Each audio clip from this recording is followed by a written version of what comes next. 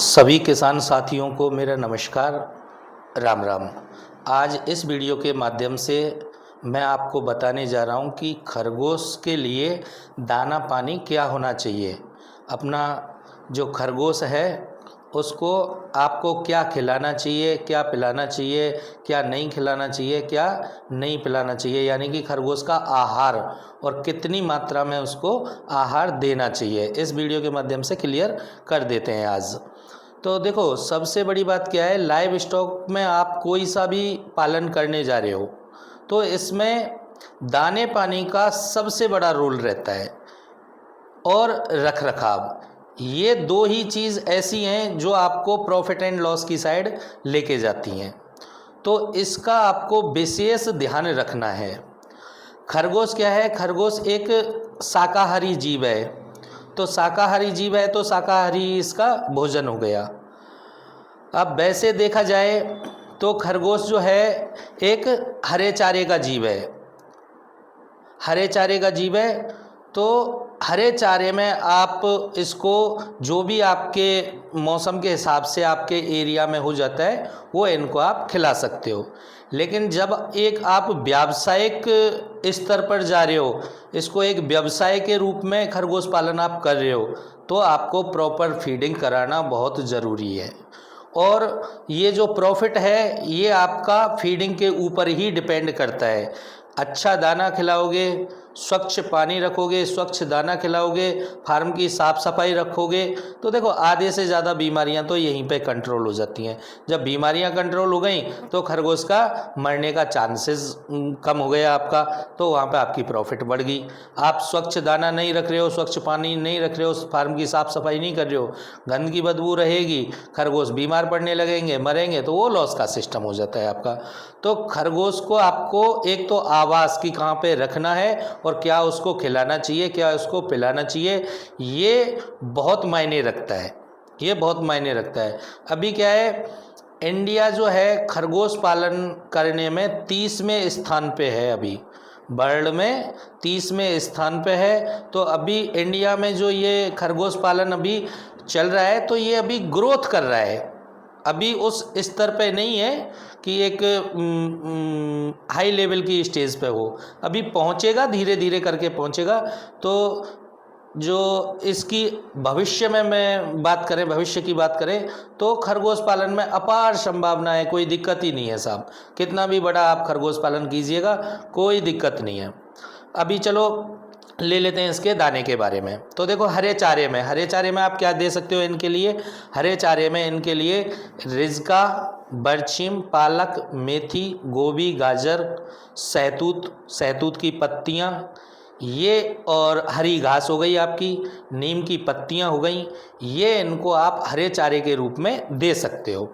हरे चारे में और जो भी आपके यहाँ पे जैसे मकई हो गई, अपना ज्वार हो गया, बाजरा हो गया, तो वो भी इनको आप खिला सकते हो।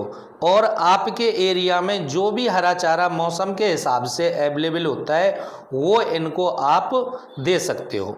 तो ये तो हरे चारे की बात हो गई। अब हरा चारा आपको देना कैसे है। हरा चारा काट के सीधा की सीधा कभी भी खरगोश को मत खिलाओ। हरा जो चारा है, हरे चारे को क्या करना है आपको, पहले तो पानी से साफ कर लेना है अच्छी तरीके से, फिर उसको सुखा देना है, सुखा के फिर आपको डालना है। हरा चारा कभी भी सुबह मत डालिएगा, हरा चारा कभी भी देना है आपको शाम को आप दे सकते हो। अब हरे चारे में और भी कई तरह की घास चल रही हैं तो वो भी आप इनको लगा सकते हो। एक अजोला ग्रास भी होती है जो पौष्टिक भी होती है, पानी में लगती है। अजोला ग्रास भी इनके लिए फ़ायदे का सिस्टम होता है, यानी कि उसमें प्रोटीन, कैल्शियम बहुत प्रचुर मात्रा में पाया जाता है, इनकी सेहत के लिए बहुत अच्छा होता है। तो आप अजोला ग्रास भी इनके लिए लगा के चल सकते हो। हरे चारे को कभी भी डायरेक्ट डालना ही नहीं है, क्योंकि उसमें क्या है, कीट पतंग आते हैं, तो कीट पतंग आएंगे तो खरगोश खाएगा, तो कीट पतंग हो सकता है उससे चिपके रहें, मर जाएं उसमें, तो वो खरगोश के अंदर जाएगा तो खरगोश बीमार होगा। धुल के देना है, धो के साफ करके पानी से, तब हरा चारा आपको खिलाना है। अभी हरे चारे की क्या बात है कि जैसे मान के चलो आप गांव से बिलोंग कर रहे हो, ज़मीन खूब है आपके पास में, तो ऐसा नहीं है कि आप हरा चारा ही खिलाते रहो। हरा चारा खिलाते रहोगे तो एक तो क्या है, लूज मोशन हो जाएंगे, दस्त हो जाएंगे। दूसरी चीज़ क्या है, हरे चारे से जो खरगोश के बच्चे हैं वो वज़न कम लेते हैं। सूखे दाने से ज़्यादा वज़न लेगा बच्चा, हरे चारे से कम वज़न लेगा बच्चा। तो ये चीज़ें आपको ध्यान में रखनी है और मौसम का विशेष करके ध्यान रखना है। मौसम के हिसाब से ही आपको हरा चारा खिलाना है, क्योंकि बहुत से हरे चारे क्या है कि हरे चारों में क्या होता है, तासीर होती है, एक में गर्म तासीर होती है, एक में ठंडी तासीर होती है। तो गर्मियों के मौसम में आपको ठंडी तासीर वाले हरे चारे हैं वो खिलाने हैं, और सर्दियों में जो गर्म तासीर वाले हरे चारे हैं वो खिलाने हैं। यानी कि गर्मियों में आप दे सकते हो इनके लिए जौ होता है, तो जौ आप इनको लगा सकते हो और जौ इनको खूब खिलाओ, कोई दिक्कत नहीं है।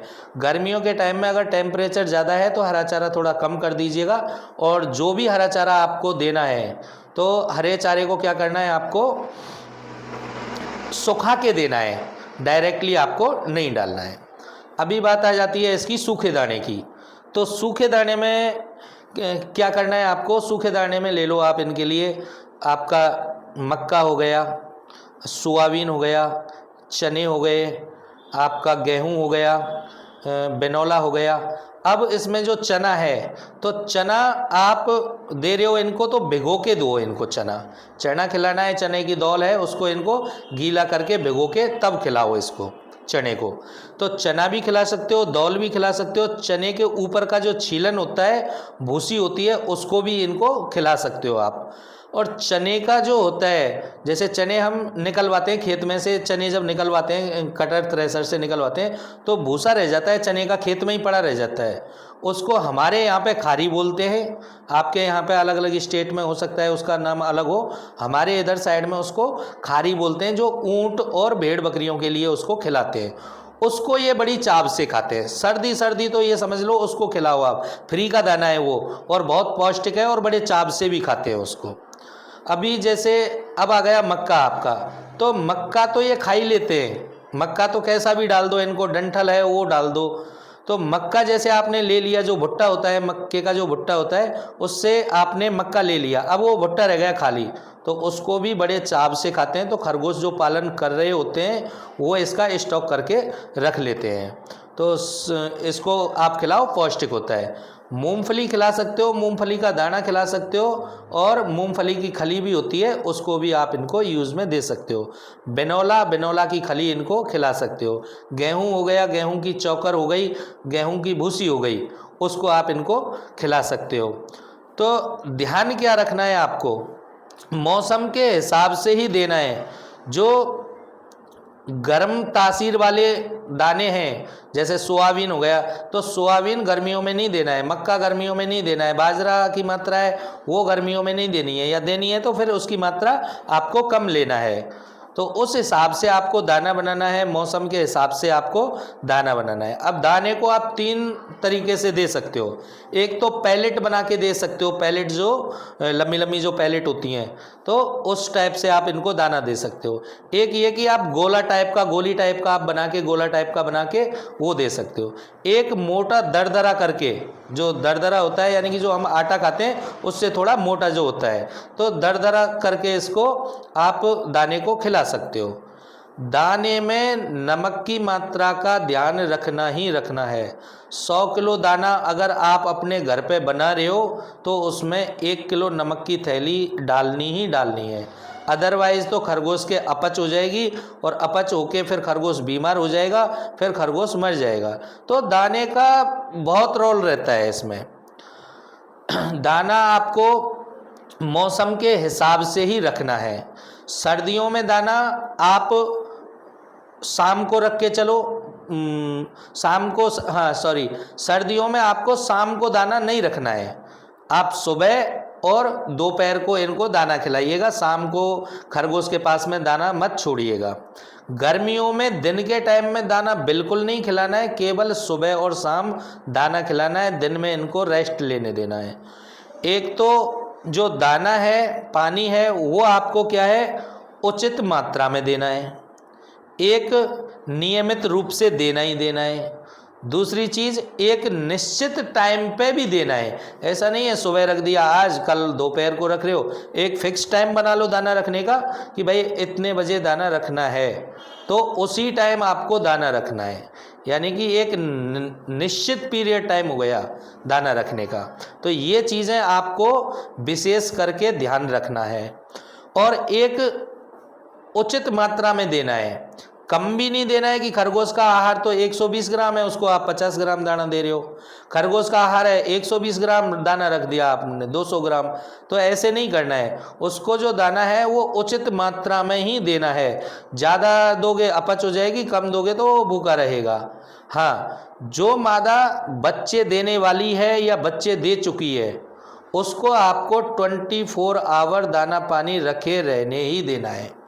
उस मादा का आपको अलग से ध्यान रखना है, उसके पास में 24 आवर आपका दाना पानी होना चाहिए। अभी ये दाने पानी की बात हो गई, और इसमें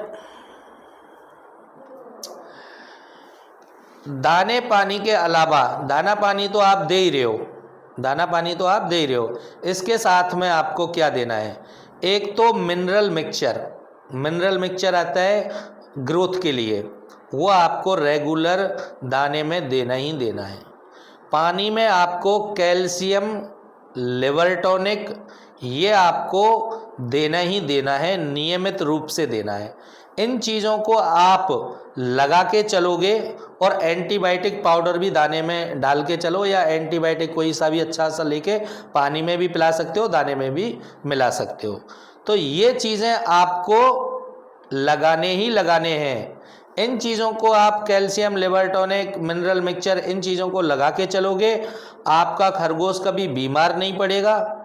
और दूसरी चीज़ ये कि ग्रोथ अच्छे से लेगा, तो ग्रोथ जब अच्छे से लेगा तो प्रॉफिट भी आपको अच्छे से निकल के आएगी।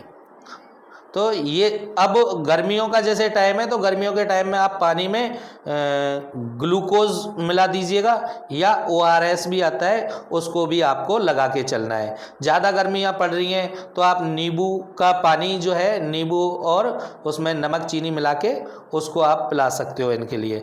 तो मौसम के हिसाब से आपको इनके लिए दाना पानी रखना है।